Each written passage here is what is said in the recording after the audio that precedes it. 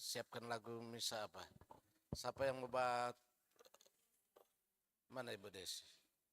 Mari ibu-ibu berkumpul di sini.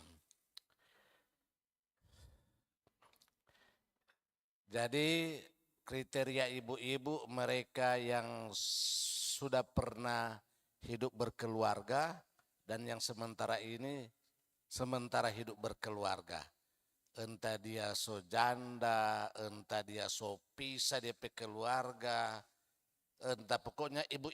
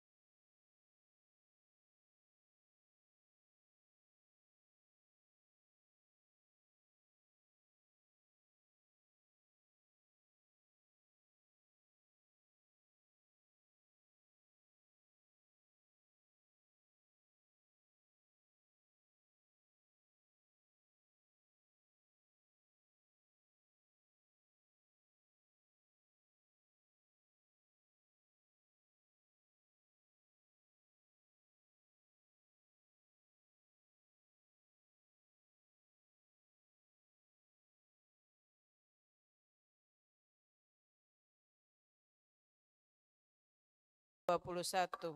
3, 2, 1.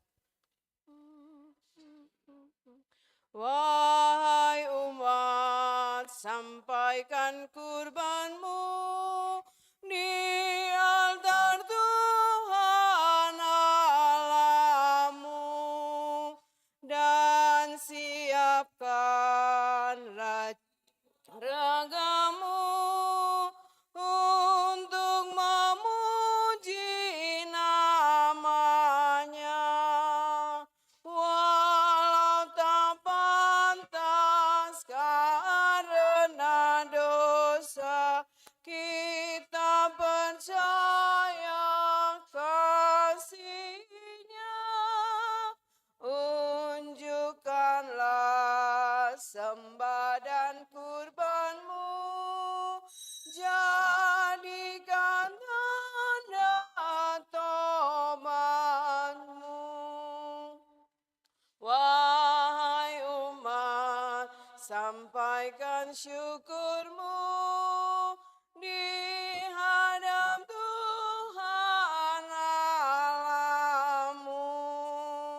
Ingatlah kasih karunia yang dicurahkan padamu. Bapa mengutus Yesus Sang Putra agar selamat umatnya. Sambutlah sabda dalam hatimu dan rayakanlah kurbannya. Wahai umat, sampaikan kurbanmu di altar Tuhan Allahmu dan siapkanlah jiwa ragamu memuji namanya. Walau tak pantas karena dosa, kita percaya kasih-Nya. Unjukkanlah sembah dan kurbanmu, jadikan tanda tobatmu.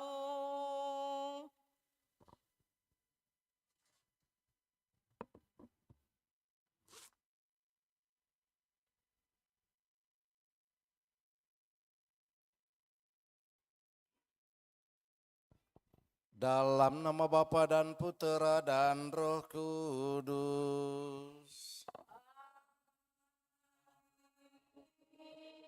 Semoga rahmat Tuhan kita Yesus Kristus, cinta kasih Allah, dan persekutuan Roh Kudus bersamamu.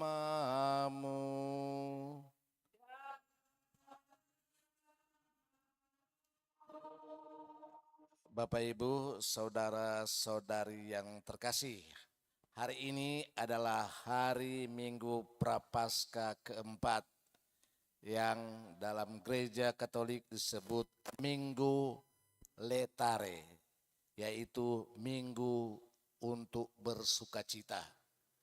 Sehingga mungkin umat kaget untuk pertama kali mungkin di gereja stasi ini, Bapak Pastor pakai warna, bilang apakah warna apa ini? Ya, merah muda, bukan ungu, menandakan bahwa sukacita. Alasan kenapa pada minggu ini kita merayakan minggu ini sebagai minggu sukacita, karena apa? Yesus mau menunjukkan bahwa salib, ini salib, kalau salib orang tersalibkan itu satu penghinaan, itu pandangan masyarakat, bahkan pada zaman perjanjian lama.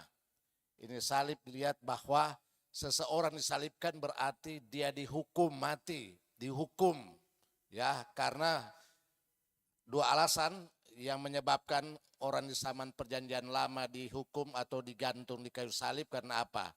Menghina Tuhan dan menghina pemerintah. Itu cukup panjang diceritakan. Tetapi Yesus disalibkan karena Yesus pada awalnya dilihat sebagai orang yang menghina Tuhan, bahkan membawa nama-nama Tuhan Allah yang pada zaman itu dianggap sangat tabu, bahkan dikatakan menghujat Allah.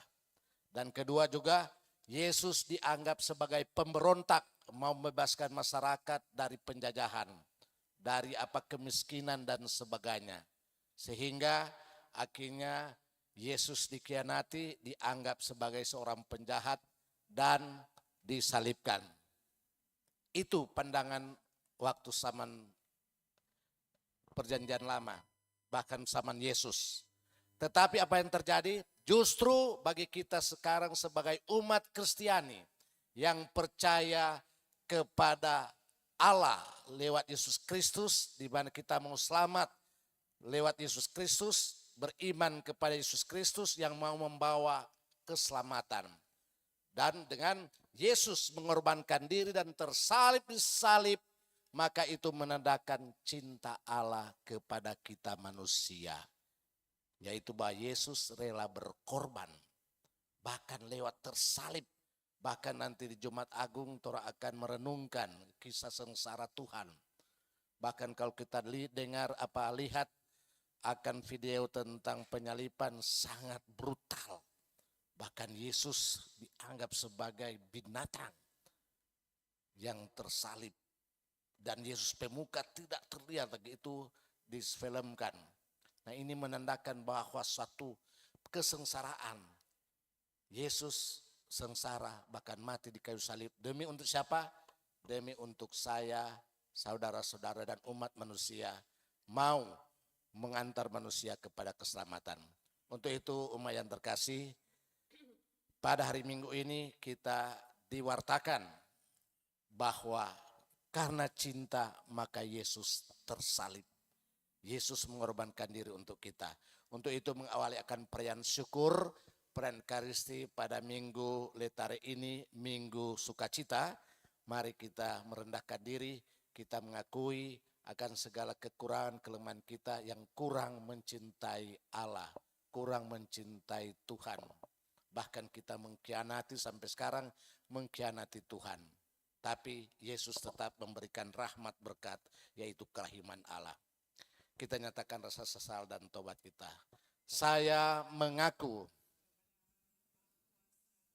dan kepada saudara sekalian bahwa saya telah berdosa dengan pikiran dan perkataan, dengan perbuatan dan kelalaian. Saya berdosa, saya sungguh berdosa. Oleh sebab itu saya mohon kepada Santa Peran Maria, kepada para malaikat dan orang kudus, dan kepada saudara sekalian, supaya mendoakan saya pada Allah Tuhan kita. Semoga Allah yang Maha Kuasa mengasihani kita, mengampuni dosa kita, dan menghantar kita ke hidup yang kekal. Amin. Kyrie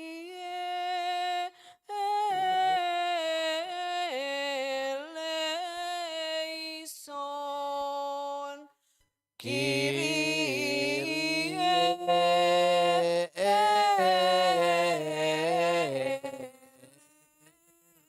eleison. Christe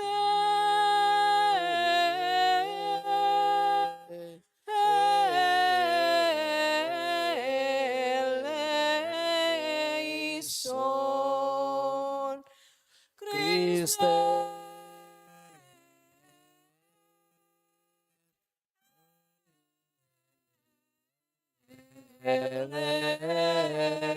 eleison. Kyrie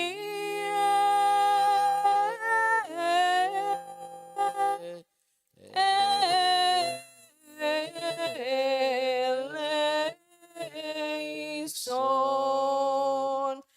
Kyrie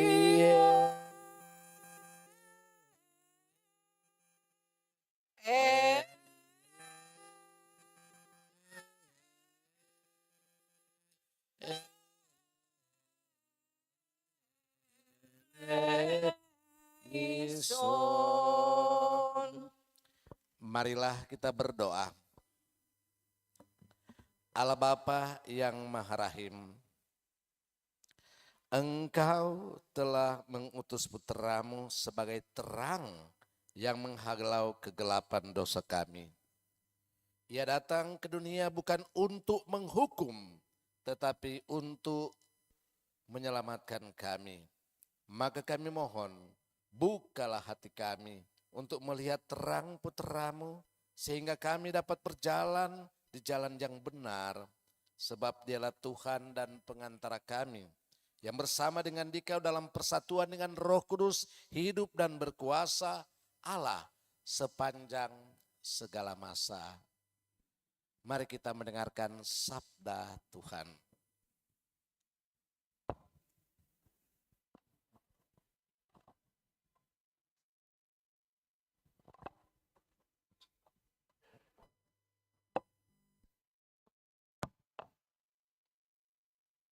Pembacaan dari kitab kedua Tawarik.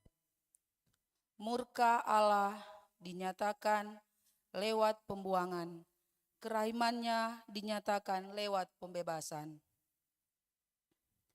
Ketika Israel diperintah oleh Raja Sedekia, semua pemimpin di antara para imam dan rakyat berkali-kali berubah setia dengan mengikuti segala kekejian bangsa-bangsa lain. Rumah yang dikuduskan Tuhan di Yerusalem mereka menajiskan. Namun Tuhan Allah nenek moyang mereka berulang-ulang mengirim pesan melalui utusan-utusannya. Karena Tuhan sayang kepada umatnya dan kepada tempat kediamannya. Tetapi mereka mengolok para utusan Allah itu, menghina segala firman Allah dan mengejek nabi-nabinya.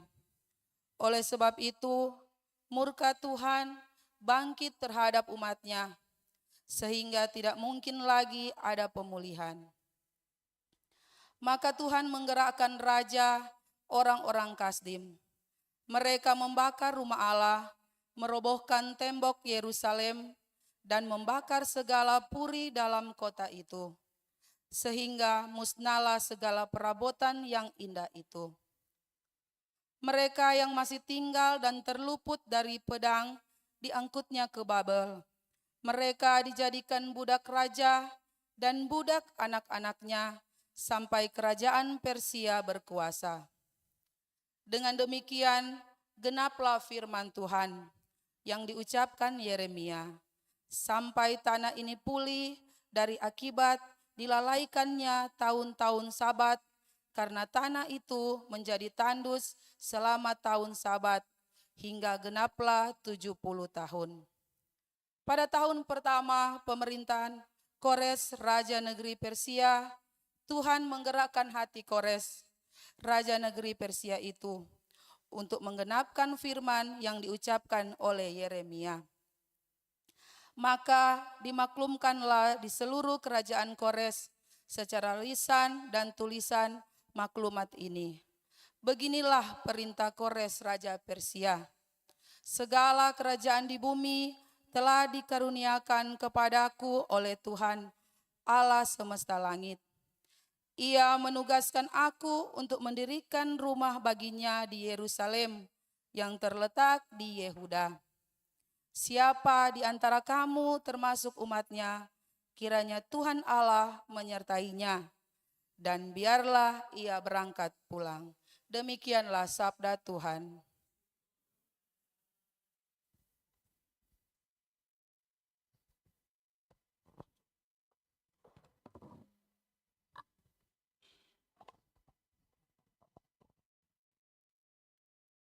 Biarlah lidahku melekat pada langit-langitku. Jika aku tidak mengingat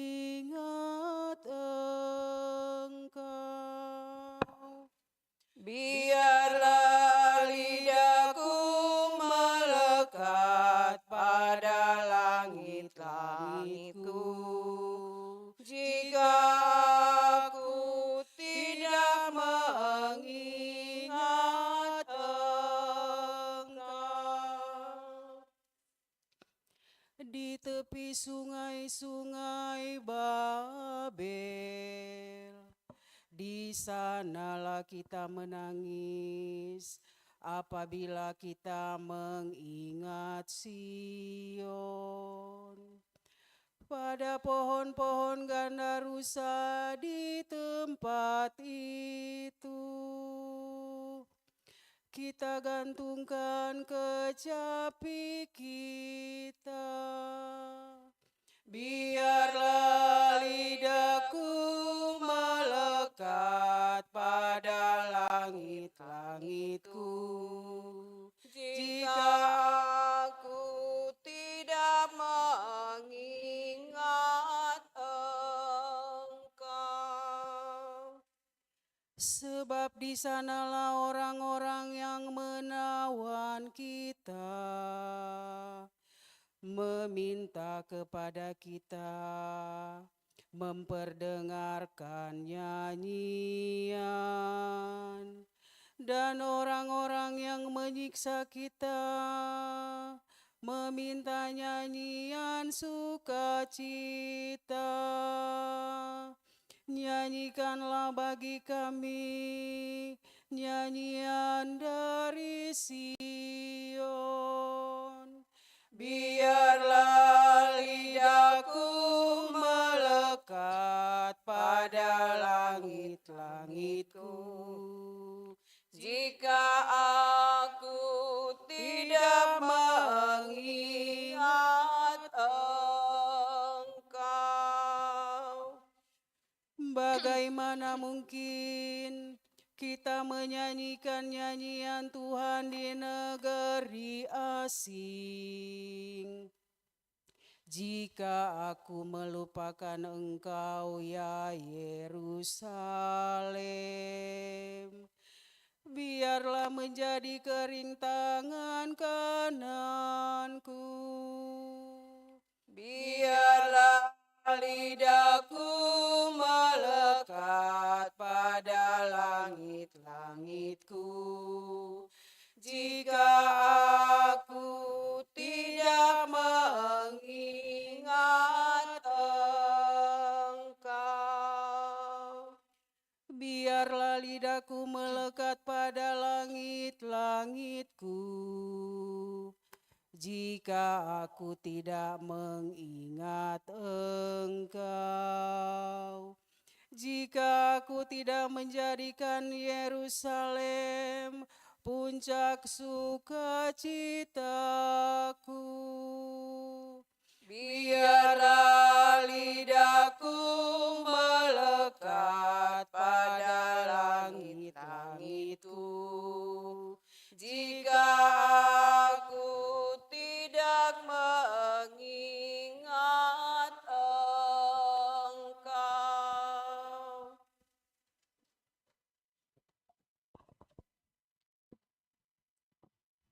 Pembacaan dari surat Rasul Paulus kepada jemaat di Efesus. Kamu mati karena kesalahan, tetapi diselamatkan berkat kasih karunia. Saudara-saudara, terdorong oleh kasih karunia-Nya yang besar, yang telah dilimpahkannya kepada kita, Allah yang kaya dengan rahmat telah menghidupkan kita bersama dengan Kristus.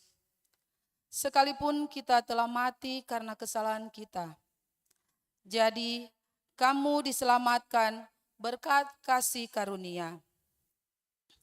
Di dalam Kristus Yesus itu Allah telah membangkitkan Dia juga dan memberi tempat di surga bersama dengan Dia. Dengan itu Allah bermaksud di masa yang akan datang menyatakannya kepada kita kasih karunia-Nya yang berlimpah sesuai dengan kebaikan-Nya terhadap kita dalam Kristus Yesus. Sebab berkat kasih karunia kamu diselamatkan oleh iman. Keselamatan itu bukanlah hasil usahamu, melainkan pemberian Allah. Jadi keselamatan itu bukanlah hasil pekerjaanmu.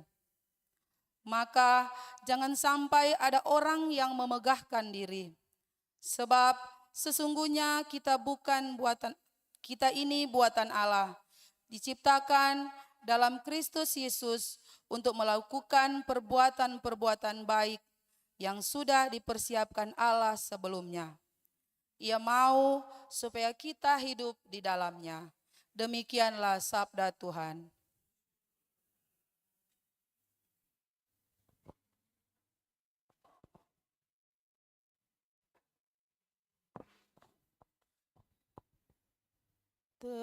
Terpujilah Kristus Tuhan, Raja mulia dan kekal.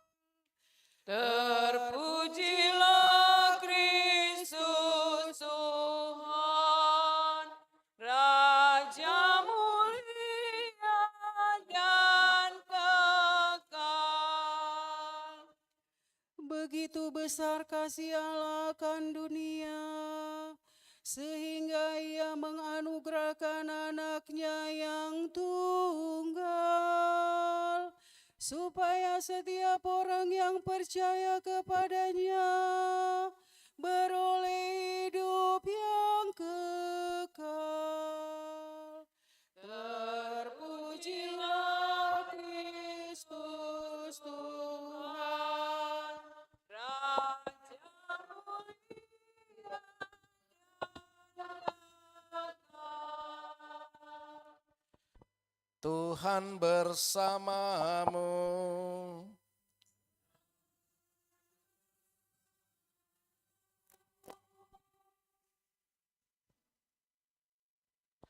Allah mengutus anaknya ke dalam dunia untuk menyelamatkannya. Inilah Injil suci menurut Yohanes.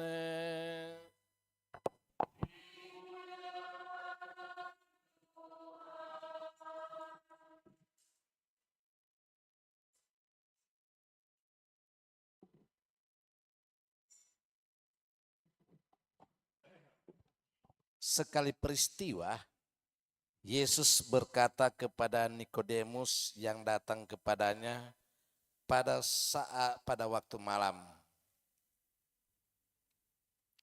Sama seperti Musa meninggikan ular di padang gurun, demikian juga anak manusia harus ditinggikan, supaya setiap orang yang percaya kepadanya beroleh hidup yang kekal.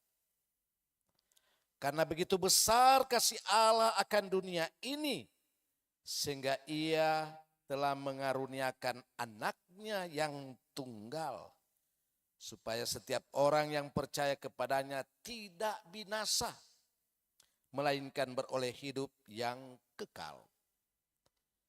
Sebab Allah mengutus anaknya ke dalam dunia bukan untuk menghakimi dunia, melainkan untuk menyelamatkannya. Barang siapa percaya kepadanya, ia tidak akan dihukum. Tetapi barang siapa tidak percaya, ia telah beroleh di bawah hukuman, sebab ia tidak percaya dalam nama anak tunggal Allah. Dan inilah hukuman itu, terang telah datang ke dalam dunia, tetapi manusia lebih menyukai kegelapan daripada terang, sebab perbuatan-perbuatan mereka jahat. Sebab barang siapa berbuat jahat, ia membenci terang dan tidak datang kepada terang itu, supaya perbuatan-perbuatannya yang jahat itu tidak tampak. Tetapi barang siapa melakukan yang benar, ia datang kepada terang, supaya menjadi nyata bahwa perbuatan-perbuatannya dilakukan dalam Allah. Demikianlah sabda Tuhan. Silakan duduk Bapak Ibu, saudara-saudari umat yang terkasih. Hari Minggu ini adalah Minggu Sukacita, Letare, yaitu kita seharusnya bersukacita, bergembira, karena ada kabar baik bagi kita, yaitu bahwa mau menyatakan bahwa dari dulu sejak penciptaan, sekarang, dan sampai selama-lamanya. Amin. Tuhan Allah setia dan mencintai umat manusia tanpa pandang bulu.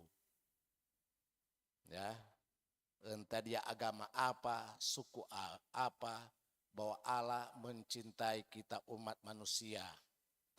Teristimewa yaitu kita orang-orang yang beriman kepada Allah, yang percaya kepada Allah lewat apa? Lewat putranya Yesus Kristus yang datang ke dunia dan apa? Mati di kayu salib. Bahkan sampai sekarang orang katakan, bahkan khususnya kita umat Katolik, banyak orang katakan, kenapa umat Katolik percaya kepada Tuhan Yesus yang bodoh begitu, yang mati di kayu salib, yang lahir dari seorang perawan Bunda Maria, yang lagi lahir bukan di hotel atau bukan di tempat yang ya wow seperti yang didamba-dambakan oleh oleh umat manusia supaya lahir di tempat yang bagus, tetapi justru torang Tuhan yang torang percaya, yang akan membawa kita kepada keselamatan, jalan keselamatan, yaitu orang yang mati karena hoaks dan karena fitnaan. Lucu kan? Sekarang orang berbondong-bondong untuk zaman sekarang ini cari orang yang terkenal, yang bisa memberikan kebahagiaan, yang bisa memberikan kuasa. Banyak orang percaya berbondong-bondong, yang memberikan jaminan bahwa kalau dia ikut pada seseorang tersebut mau dapat kekayaan, mau dapat pangkat, mau dapat jabatan. Dan akhirnya orang rela, bahkan banyak sekarang ini manusia, mungkin orang tua kita, saudara kita, teman kita yang mencari kebahagiaan, keselamatan yang sifatnya duniawi. Ingat, beda dengan trompet Tuhan Yesus yang adalah Putra Allah yang datang ke dunia bukan untuk apa? Memberikan torang jaminan supaya torang kaya. Atau Yesus datang untuk mau kasih apa kekayaan, mau kasih kekuasaan. Tidak, justru dia datang apa? Justru ketika Yesus datang ke dunia, apa yang terjadi?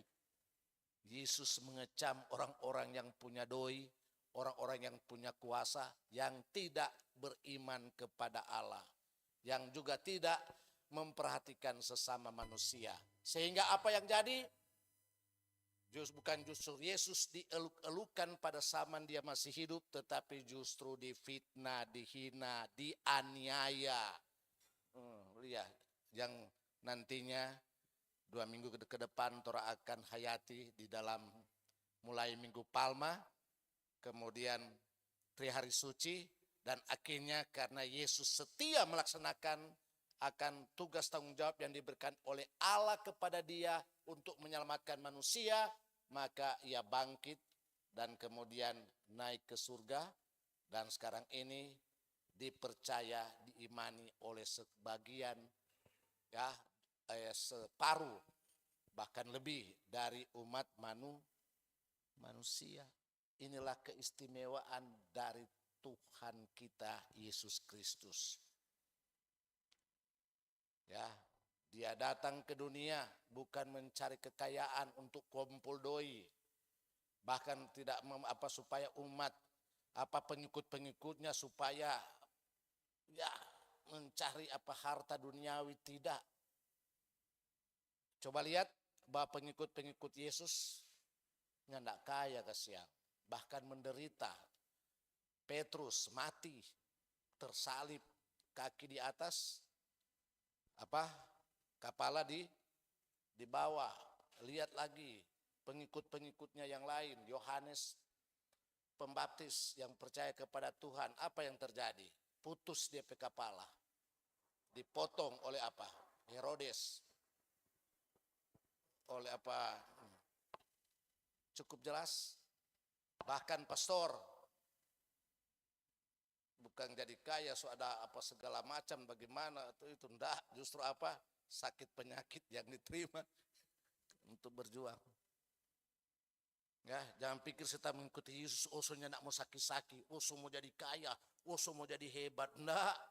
Justru kalau orang menghayati akan Tuhan Yesus, maka orang akan mengalami pengalaman salib. Tetapi dari pengalaman salib yang kita alami, ya seperti yang selalu orang lihat bahwa kita umat Kristen secara khusus umat Katolik, selalu salib menjadi tanda bahwa kita pengikut